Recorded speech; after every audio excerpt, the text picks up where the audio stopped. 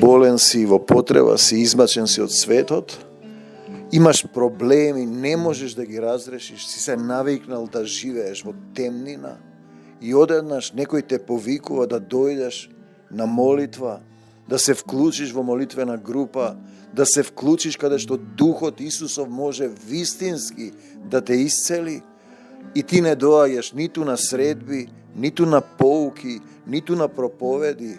Не можам така да ти помогнам. Исус вели, дојдете при мене сите изморени и обременети и јас ќе ве успокојам. А ти не сакаш да дојдеш. Ти сакаш да останеш во истата кал, во истата блуеница, во истата грешна, падната природа. Јадеш од дрвото на познанието, не сакаш да се промениш, да се оставиш, не ја прифаќаш жртвата на крстот, си живееш по свое. Мораш да дојдеш на поука, на молитва, на проповед, на молитвена борбена војска, која се бори да се скратат дните на страдание од десната страна во силата Исусова. Амин до Царството Божјо. Тебе ти велам, ти што седиш таму во калта, во бањата Силоан и не можеш да влезеш во водата, чекаш некој да те донесе.